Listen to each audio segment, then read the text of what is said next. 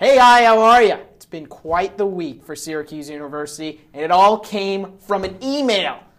We're looking at all the angles here on Citrus TV, on YouTube with Q's Countdown. JP Chung alongside Michael Barth and Seth Quam. Guys, where were you when you found out that Doc Gross was out as the AD and also Jim Boeheim was retiring? You know what, JP? I was getting ready for my live lab in Newhouse, pretty stressful day, and then all of a sudden someone says Daryl Gross out as AD and then drops the bomb, Jim Boeheim to retire in 3 years. Needless to say, I was pretty shocked, didn't know what to do, didn't do very well with my live lab, but it was very shocking news. You know, JP, Michael, I remember it like it was yesterday. It was yesterday, Seth. Good memory. And there I was in Eggers Cafe. Got a sesame seed bagel with plain cream cheese on it. Yeah. And they didn't quite toast it long enough. I wanted it to be a little more crispy. And you knew something was off. I knew because of that something was off. Yeah. And moments later is when I heard the news. It was Tuesday and it all happened within an hour that all this stuff occurred. And it was all because of an email. We'll show you the exact things that were said. Dr. Gross has asked to conclude his tenure as the Director of Athletics and transition to a new role at the university. Effective today, Dr. Gross will serve as the Vice President and Special Assistant to the Chancellor and Adjunct Professor at the Falk College. I've appointed Pete Sala, Senior Associate Director of Athletics for Facilities and Managing Director of the Carrier Dome, to serve as the interim AD. He continued in this email. Chancellor Kent Syverud. Coach Boeheim has also told me that he intends to retire as head coach in 3 years. His goal in making this decision and announcement now is to bring certainty to the team and to the program in the coming years and enable and plan for a successful longer-term transition into coaching leadership. So we go to you first. With all of this shakeup, where does this leave the program? I think the only doubt that you see in this program is up top with the athletic director. Jim Boeheim said he's going to stay on for 3 years, and I think that's the right thing to do. He's going to right the ship, make sure that Syracuse recovers from these sanctions, and really, leaves the program in good shape for the next coach. But I think really at the top, you got to really wonder who the next athletic director is going to be and how they move forward in the athletics department. I agree with you, Michael. Clearly, Jim Boeheim didn't want to leave the team at a point of vulnerability. He wanted to make sure he wasn't abandoning them and that he could see through his coaching and make sure his legacy wasn't that he jumped ship at the wrong time. So I think he's done that. I think 3 years will be enough time to kind of right the ship and make sure that Syracuse basketball has a good future. But I do see some maybe murkiness here with the athletic director. I think the coaching side is all good to go. And all signs kind of point to Mike Hopkins taking over. He's the assistant coach right now, so I think that would be a smooth transition.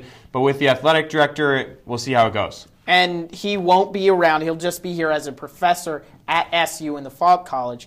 When you think about Dr. Daryl Gross, what is the lasting memory in his tenure as AD? Well, my kind of question here is, as Kent Syverud phrased it, it seemed like Dr. Gross was voluntarily, just saying, I want to step down.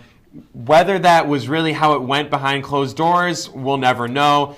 But I think Syracuse fans and the Syracuse community are kind of seeing this more as Daryl Gross was fired over he wanted to step down. So I think that'll definitely be the impression that is left on a lot of Syracuse fans. It's hard to say what happened behind the closed doors, but you have to imagine Chancellor Kent Syverud said something to Daryl Gross and you maybe asked him to step down. But needless to say, I think the lasting legacy of Daryl Gross is going to be that Big East to ACC move.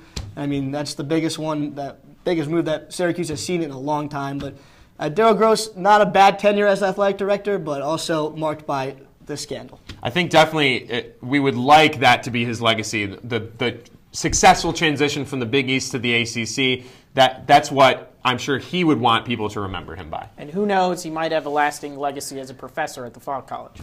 We don't know about that yet. But also some more news coming down on Wednesday. According to Syracuse.com, it is said that B.J. Johnson and Ron Patterson will be transferring from the basketball program. Where does that leave SU coming into next season? Michael? You know what? It does open up some scholarships. And for me, Ron Patterson transferring may not be the worst thing for this team. No offense to Ron Patterson, but it opens up scholarships for guys like maybe Thomas Bryant, who they're trying to recruit and bring here. So it does take away from the depth because those two guys, did add to the rotation and did play.